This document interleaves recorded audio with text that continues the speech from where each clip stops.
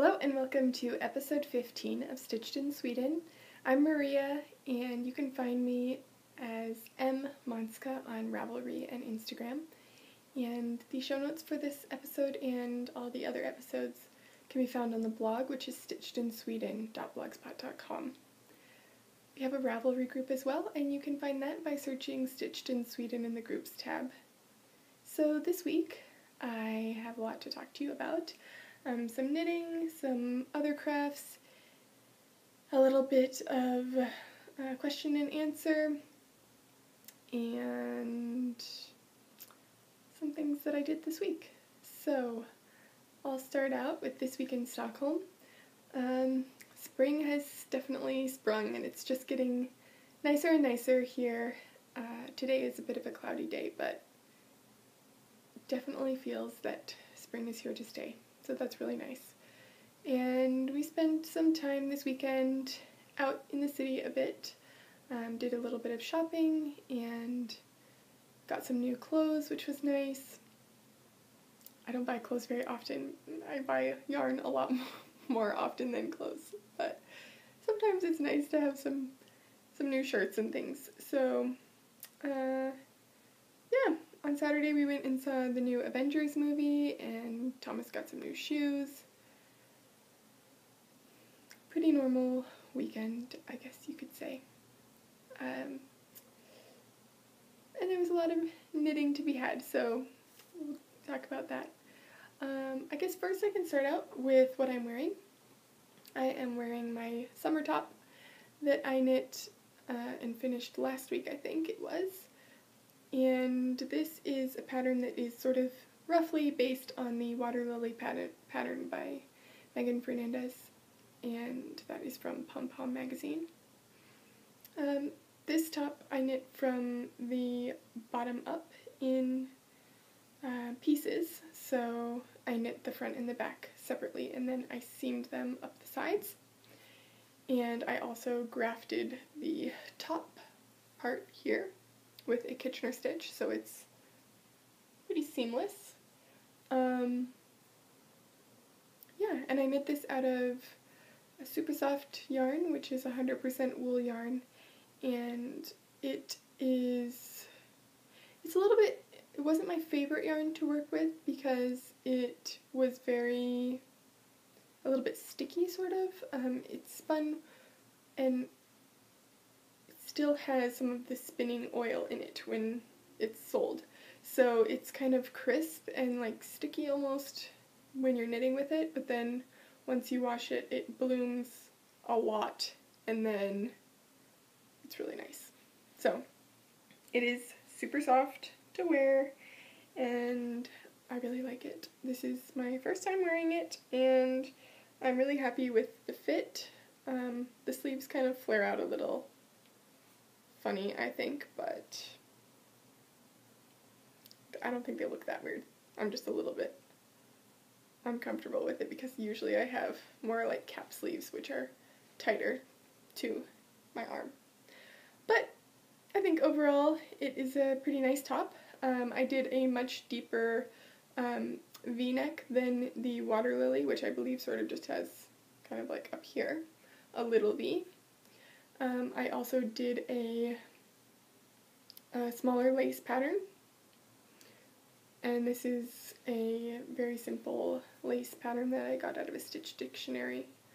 On the V-neck I did a slip stitch on the edge, and then like one stitch in I did a knit two together, I think it was on this side, and then SSK on this side to get that shaping, and then I did it straight from about here up. In the back I did an I-cord for the back neck, which I showed you last week.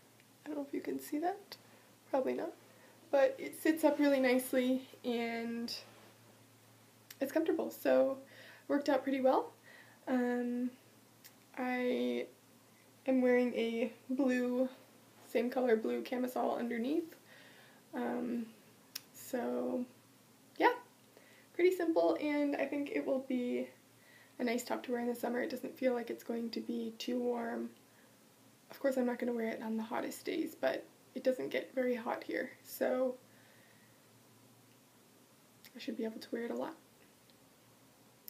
Alright, so what I've been working on this week, I've started 2 new projects that you haven't seen, and I also have finished a project that I've started 3 new projects that you haven't seen, and I finished one of them which you won't see because it's already been given away. But in my little bag from the wool barn, I am still working on my sailess socks that I was knitting last week. I didn't get very far at all. I just did a couple of rows. You can see where my stitch marker was from last week. But this is the sailess sock, and it is a toe-up pattern that I'm knitting from the top down. And I am therefore knitting the chart the same way as it is in the pattern, so it's coming out upside down. But I prefer the upside down look because I think it looks like little tulips. And I like that. So I'm knitting this sock out of the West Yorkshire Spinners Signature 4-ply in the Penny Royale color. And this is color number 530. You can't see it at all. Color number 530.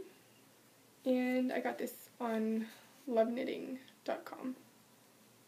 And I'm knitting it on my Hiya Sharp US size 0, which may be a 2 or 2.25 millimeter needle, and those are the fixed circulars in a 40-inch length. And I like to knit socks with magic loop on either 40-inch or the 32-inch. It kind of depends on how the cable is. Like for Chowgu needles that have the red cable, I prefer a longer cable so that there isn't so much pull where you might get a ladder on the side. But with the Hayas that have this clear cable, it's pretty flexible. I could go with the 32-inch cable on those. I didn't work on my loose top at all, which is the strawberry pink top with spots this week, but maybe I'll work on it this upcoming week. I just haven't felt like knitting on it yet, but it will still happen, I think. So that's still a work in progress, but I didn't do anything on it this week.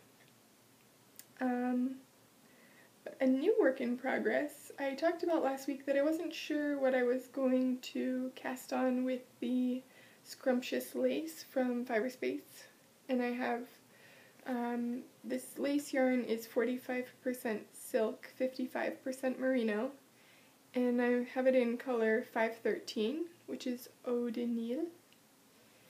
And I was talking last week about how I might cast on the Pebble Beach, or I might cast on, what else was I talking about? The Elizabeth shawl by D. O'Keefe. I was still very much trying to decide. And I ended up picking the Candlelit shawl, which is a pattern by Helen Stewart, and she has an audio podcast called Curious Handmade, which I enjoy listening to on the train mostly. So here it is. Awkward needle flop. Okay, so here it is, and I am not doing beads in the pattern. You could have beads on these, in between these eyelet rows, but I don't have beads and I wanted to start right away. This is a nice kind of, it's definitely a gray, but it's definitely a warm gray leaning toward beige color. And I also bought this on loveknitting.com. It has a really nice shine to it. It's very soft, and I'm enjoying working with it. So part of the problem, it wasn't really a problem, but part of the reason why I wasn't sure what I wanted to knit last week was because I have 1,000 meters of this yarn, and I wasn't sure that I wanted to have a ton of lace weight yarn left over if I did the Pebble Beach, which even with the new large size that's coming out, I think I would still have almost a third of the yarn left over. And so I really wanted something that would be quite large and use up most of the yarn and wouldn't be way too lacy and flowy so that it would feel too, I didn't want it to feel too precious or too like only for special occasions. I really want the person who will receive this to be able to wear it kind of every day if they want. I mean, for it to be an everyday shawl, not just a once in a while shawl. So I decided on the Candlelit shawl, which says it takes a little bit more than 500 meters, but most of the projects that I looked at took less than 500 meters, or it took exactly 500 meters, so I think it will be good. So basically what I did is I doubled the yarn. So I turned the lace weight into more of a fingering weight. You can see there's 2 strands, and I'm holding them together when I knit it.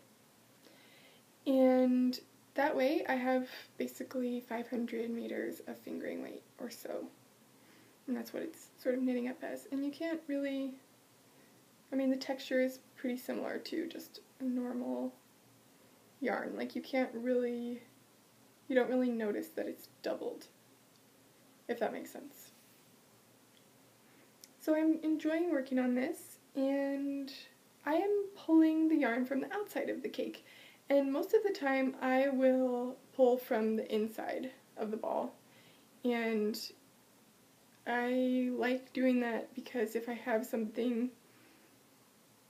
a ball of yarn in a project bag, maybe I want to keep the yarn in the project bag, especially if I'm babysitting or if I'm on the train, or, you know, if I'm not just sitting on my couch at home, then I might want to keep the ball in the bag.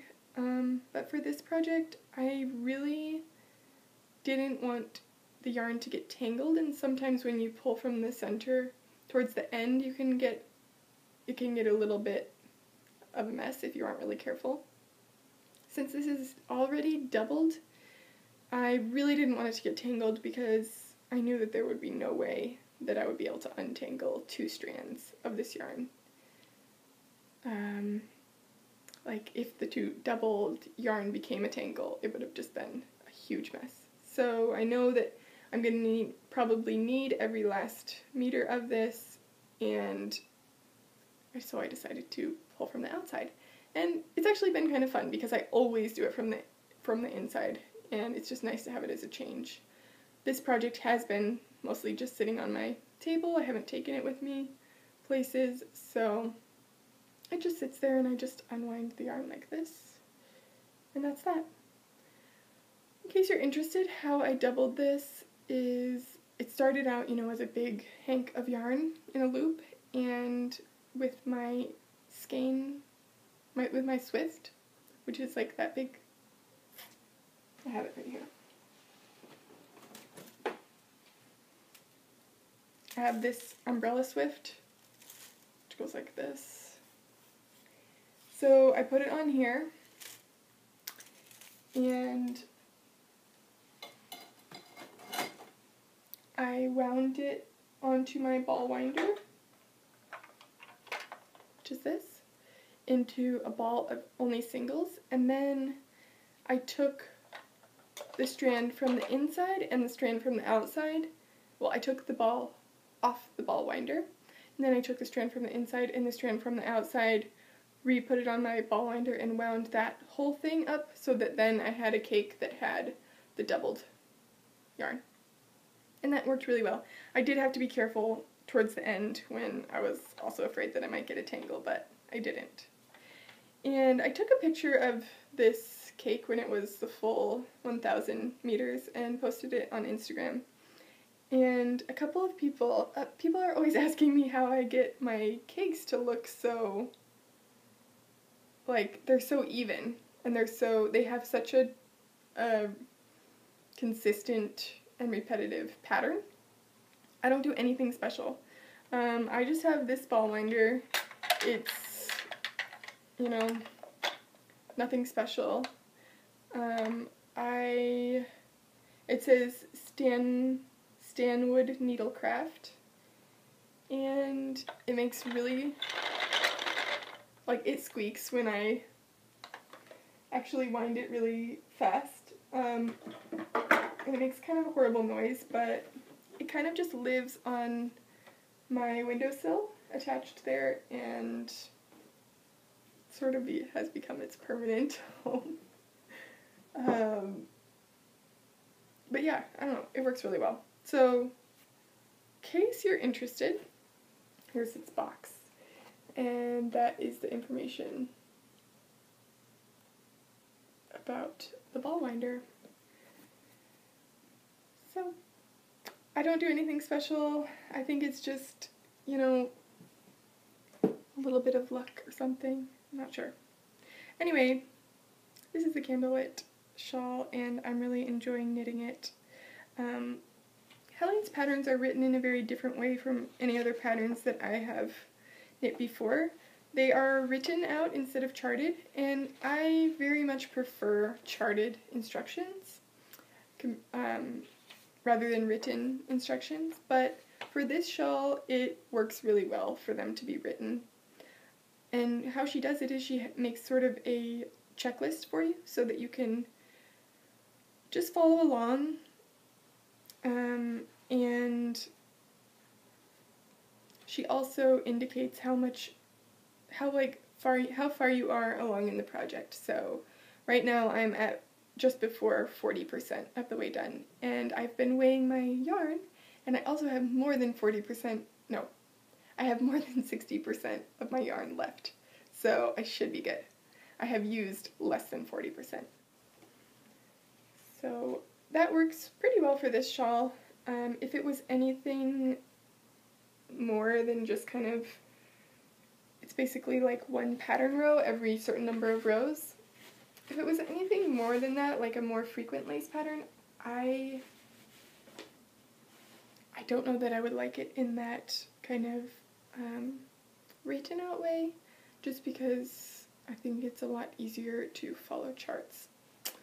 But I like that one, and that's the only pattern of hers that I have ever knit. So yeah, I would definitely try one of her patterns again. The other project that I started this week, which you haven't seen, is a sock yarn blanket.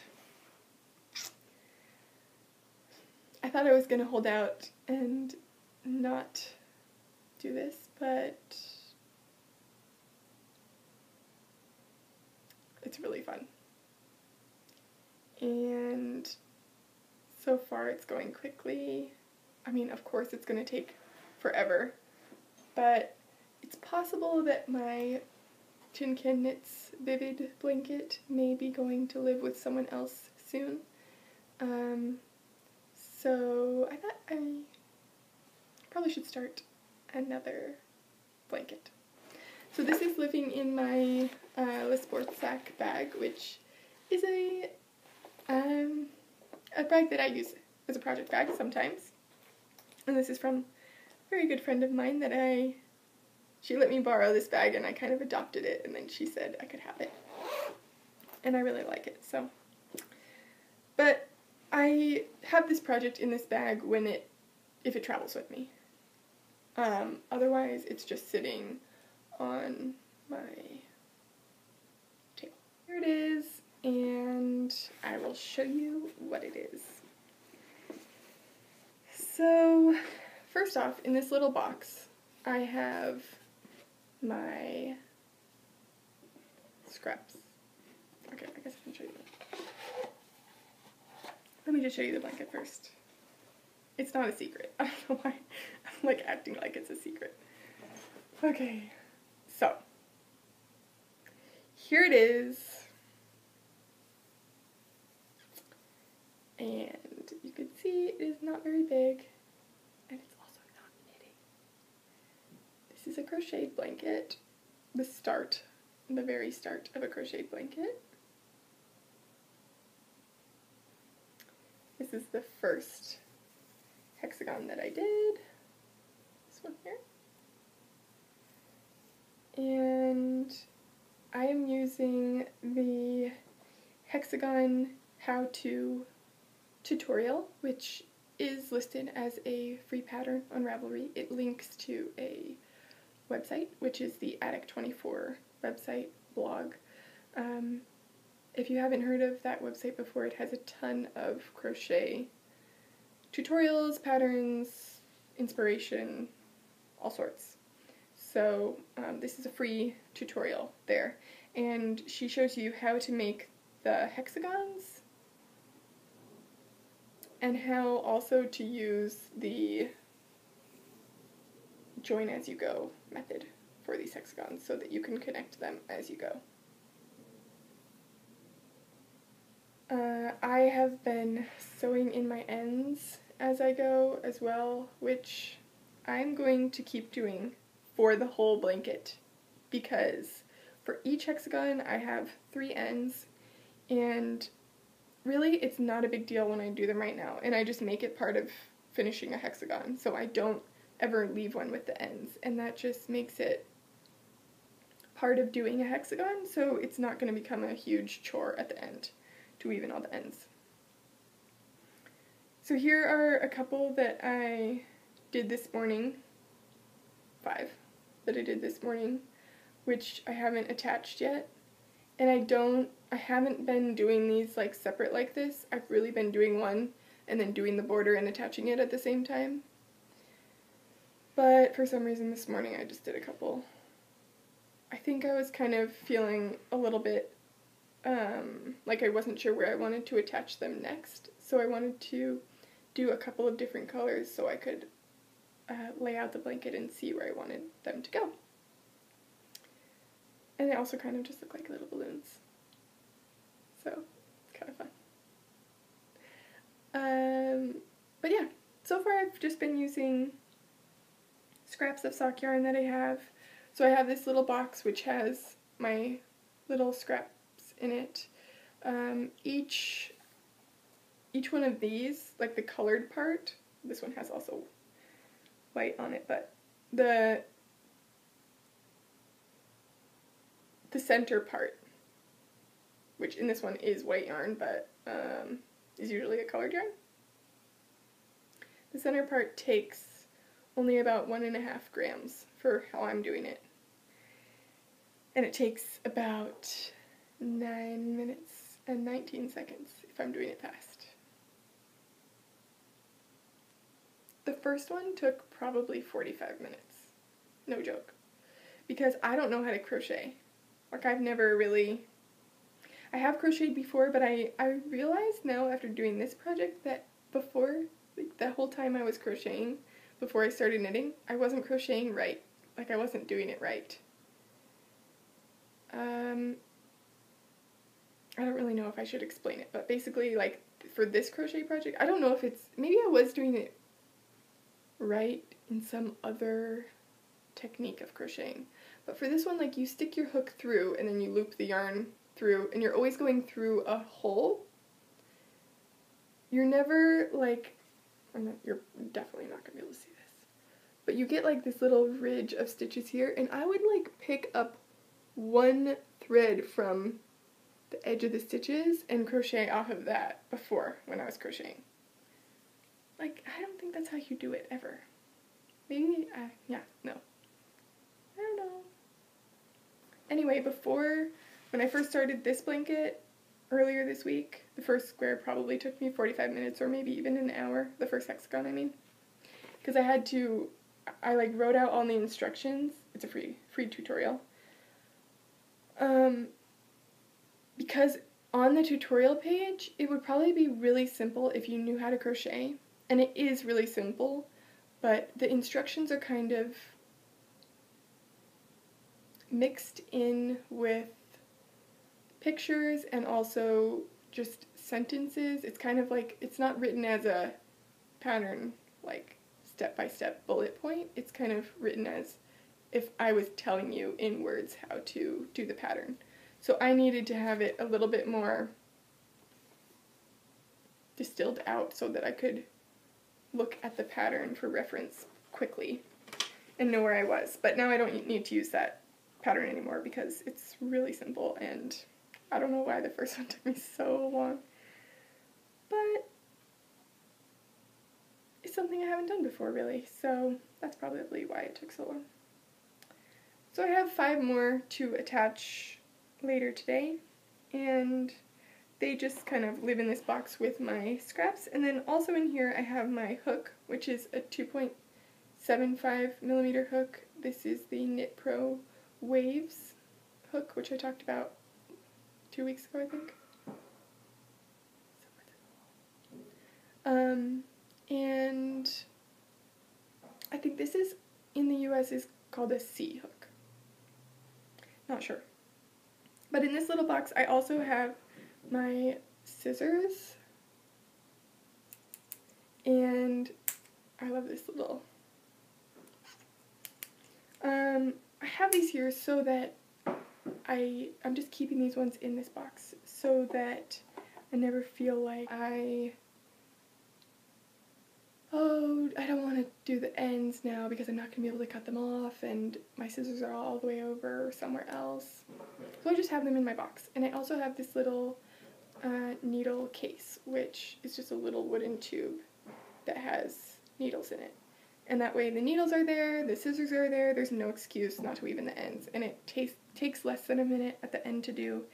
And I'm just going to be so much happier when there's no ends when I'm finished with this. And also it's just like, it's neater, it's cleaner. So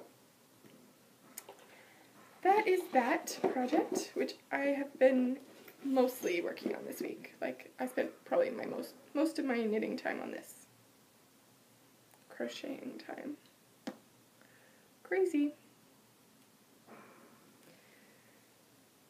But I really like it, and I really like this group right here, with the yellow one in the middle. And this one has like a little blip of another color. Some of these, like this one is from an opal sock yarn, and it's like, you know, one stripe of a self-patterning sock yarn plus a little bit from the next one. Or like this gray one is one stripe. There's no color change, but it was from a patterning yarn. And this one was 2 stripes. So it's kind of cool. In the tutorial, the colors change every round. So it looks more like this one where there's like a different color for this round, there's a different color for this one, and there's even another color for the center one. But I like kind of the single color, and also that would be like a bajillion more ends to weave in, so I didn't want to do. The white yarn, in case you're interested, is this Lana Grossa Melon Beads yarn.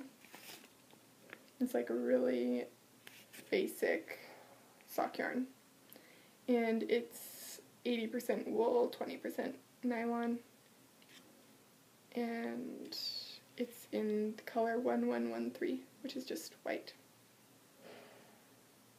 Slightly cream white.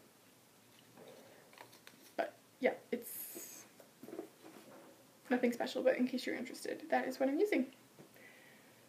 Okay, so that is all that I have been working on as my works in progress this week.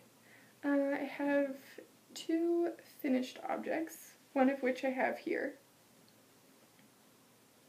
which is the Nermilintu, I don't know how to say it, shawl, by Heidi Allender. And I knit this in Bull and Vine yarns in the Neptunia colorway in the Blitzed base, which was gifted to me by Sarah of Love Sock Wool. And here it is.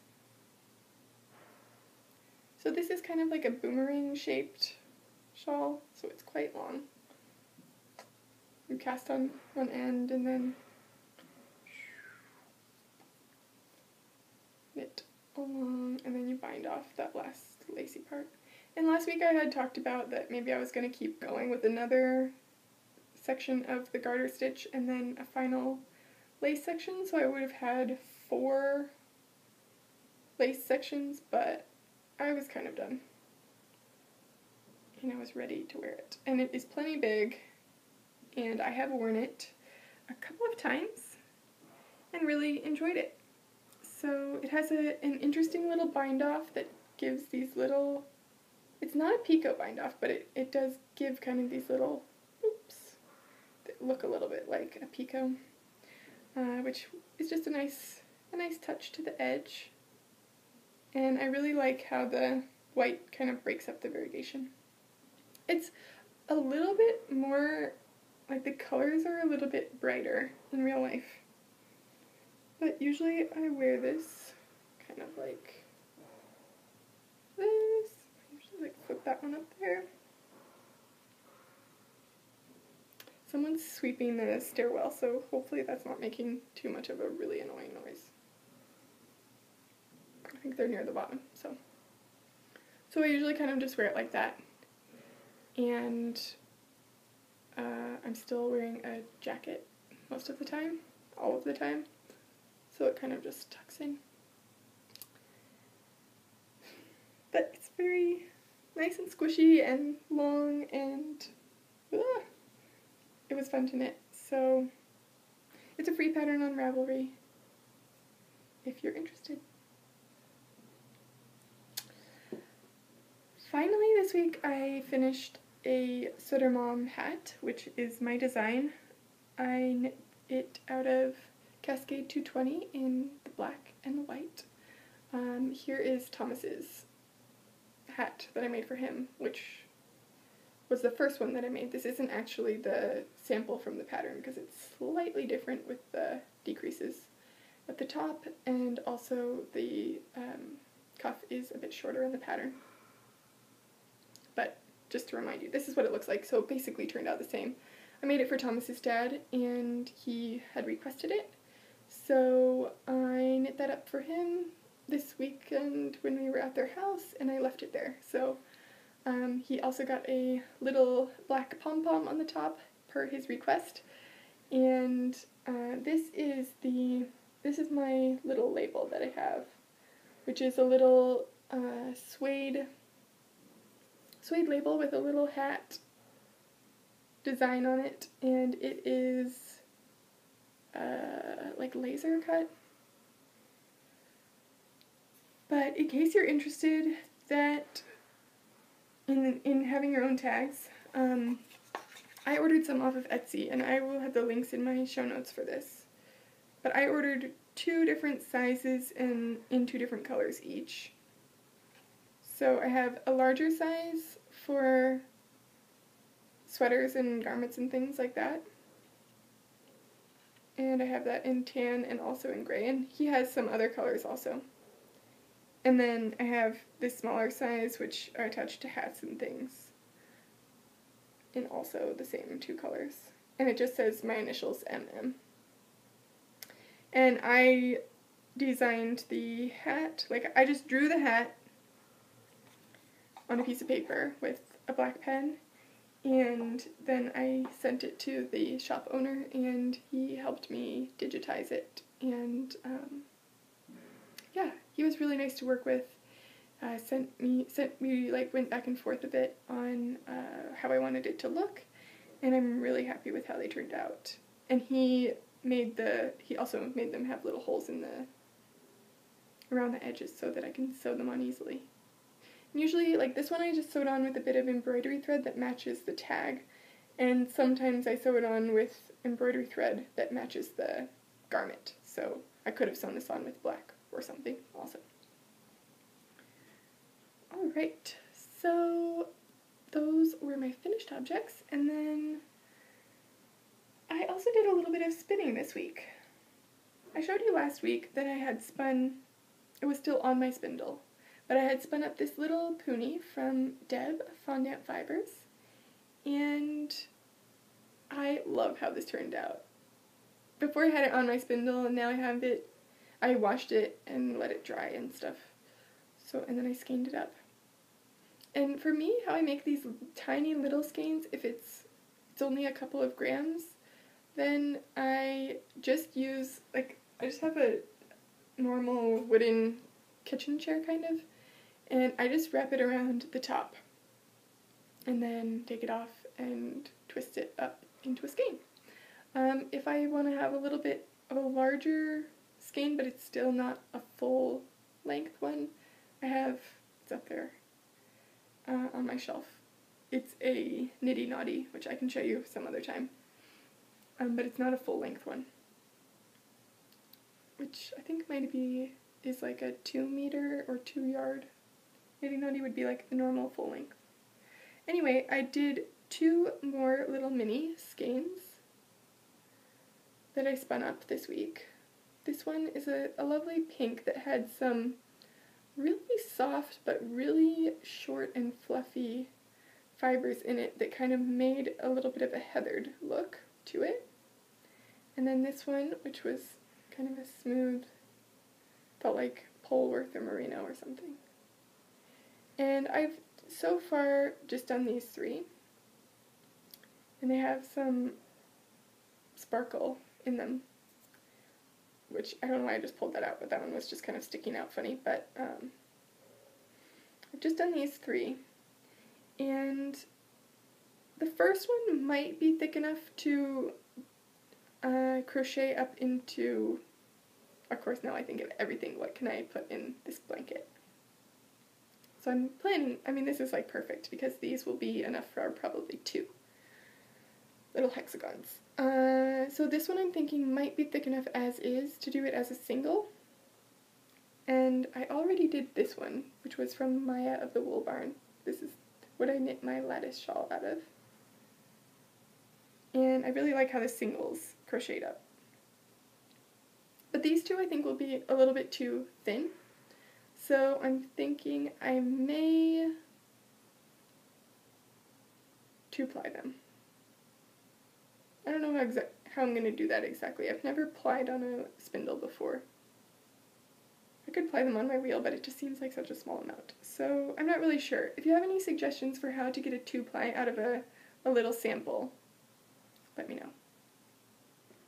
But I spun those up on my trindle, which is a drop spindle. And I thought I would just show you that again now that it doesn't have fiber on it.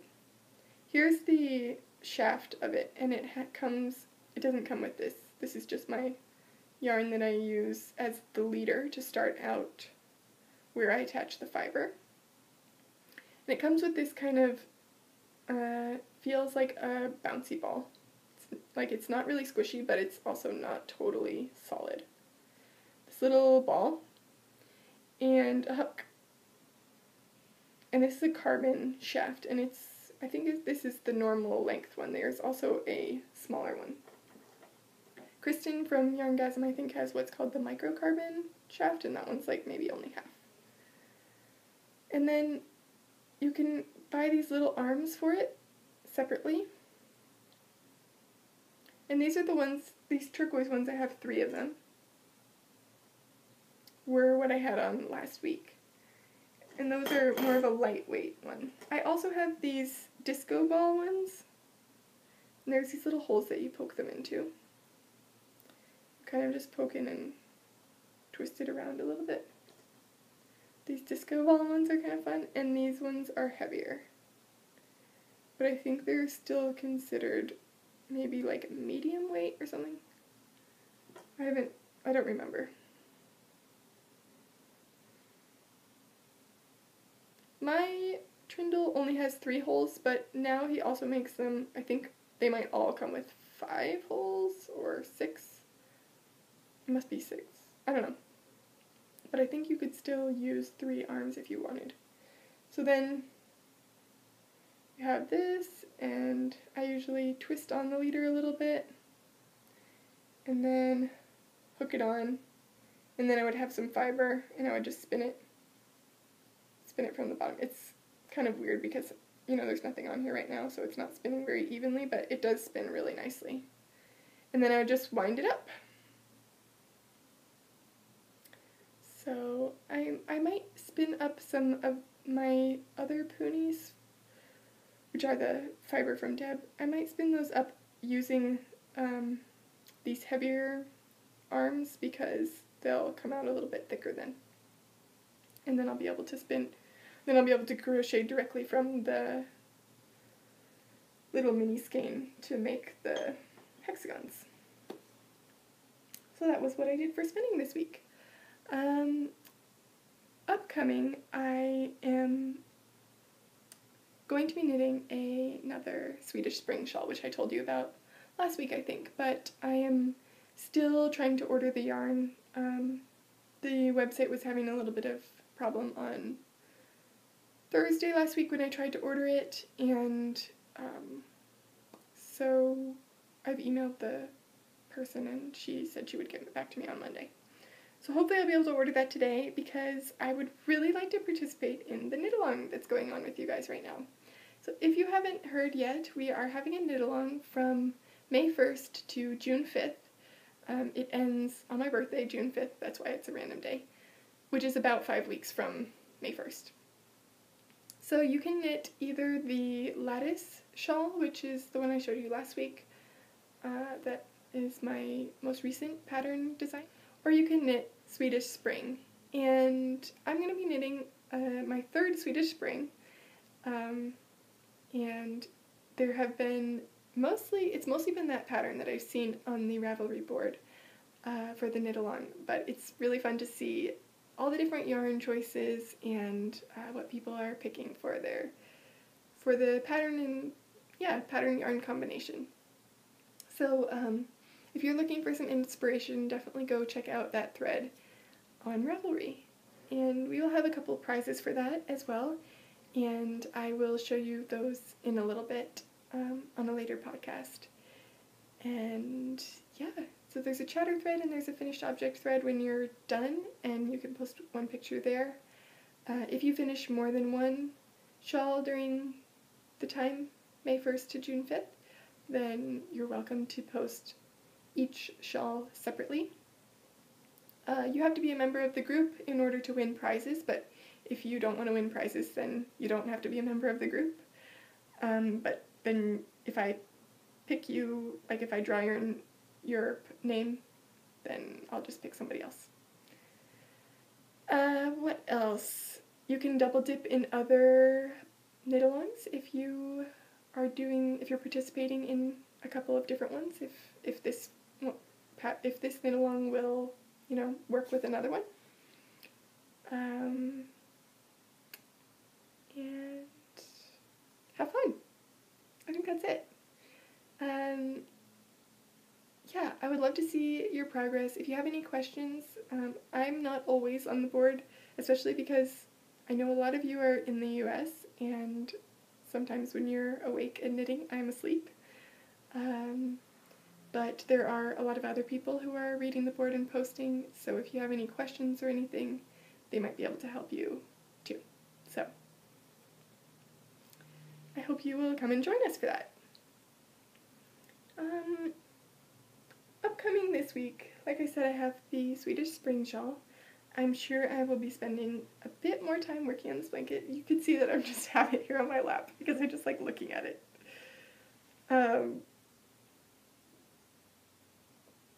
Yeah. I'm trying not to,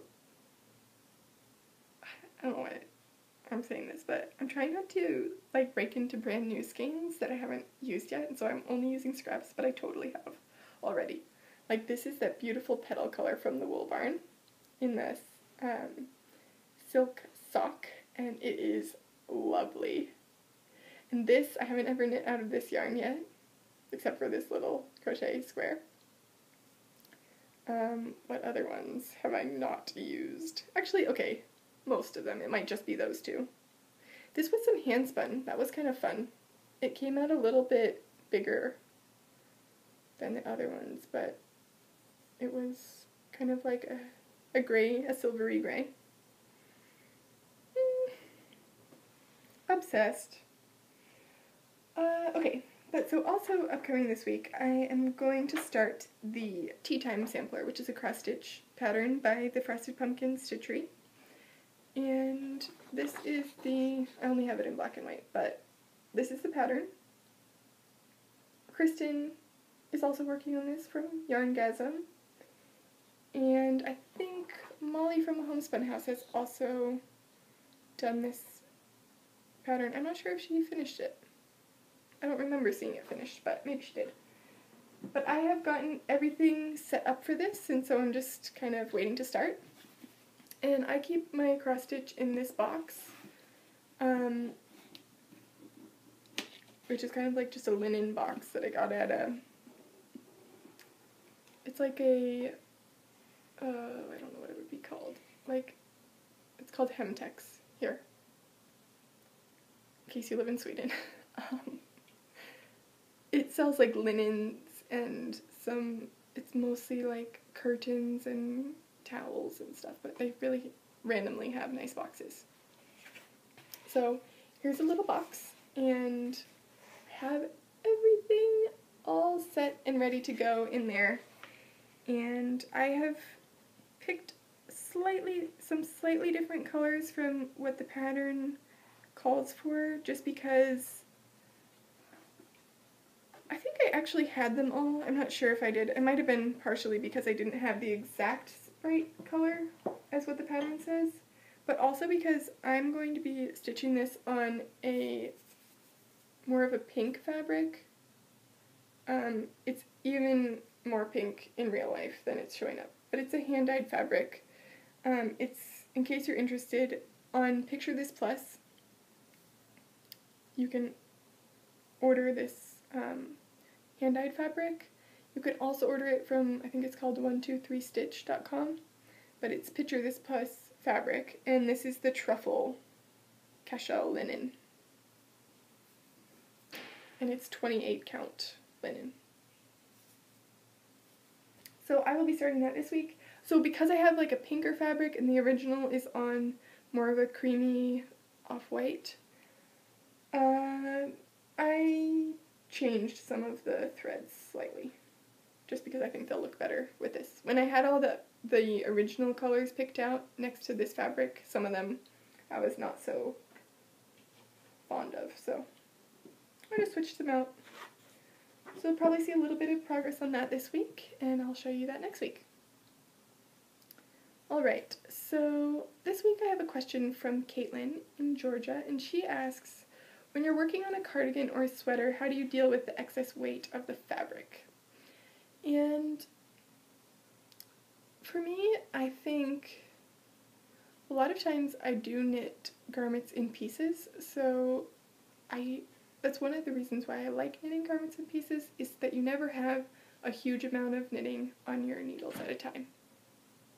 There's like so much activity in the hallway today. There's like never anyone in the hall. So one of the reasons I like knitting garments in pieces is that you never have a huge amount of knitting on the needles at a time. So then it's not heavy. It's easy to bring with you if you want. It's like shorter rows, and to me it feels like it goes faster. When I do work on larger projects, that I try to think about the order in which I do things. So I'll maybe knit the sleeves first, and I'll do them separate. So knit the sleeves, finish the sleeves, put them to the side. Then I'll knit the body, and it won't be until the very end that I put the sleeves on, so that I don't have, usually I don't like it when the sleeve is knit off of the body. So like if you were doing a top-down raglan, then you need to knit the sleeves on the body, rather than knitting them from the bottom up and then attaching them in a seam. Then it is kind of hard because you're flopping around with the whole project. But I guess for me, mostly I don't knit those projects. That's not a very good answer to that question, but I guess I'll just say that's another bonus for knitting things in pieces, is that you don't ever have huge amounts of knitting on your needles at a time. I had another question but I was about to write it down and then Ravelry crashed, so, and it wasn't back up before I started recording, so I will answer that next week. For the technique tip this week, I wanted to show you how to make a center pull ball if you want to hand wind a center pull ball. So if you don't have a ball winder like this, but you still would like to create a ball where you could pull something out of the middle, then you can do that, and it's pretty simple. And I'll show you how to do it. So let's say that you have your yarn source and it's coming from your Swift somewhere else. It's not already in a ball. And you want to do a center pull ball. So what I do is I hold my hand, lay the yarn end over like that, and then with these two fingers, you make a figure 8, around and around, just like that. So, a couple of times, maybe, so you have a little stack of figure 8s. And then what you do is you put your fingers together, and from the bottom, you pull it up like that, so that you have this little loop here. And you have the end. And then you pinch it together, and you start lightly wrapping around. Just around and around. And the main thing is you want to make sure that your tail stays out. So you want to be loose at first, and then you just rotate it slightly. So like if you were doing any sort of hand-wound ball, you shift your position of wrapping every once in a while. So you wrap it a couple times, and then you shift your place. But you want to make sure that you keep the tail out. And I usually keep my thumb in where the tail is, and then I just wrap around, and I shift my place, keeping the tail out, and keep wrapping. And then eventually it will become easier to the point where you don't have to be so careful about being really loose.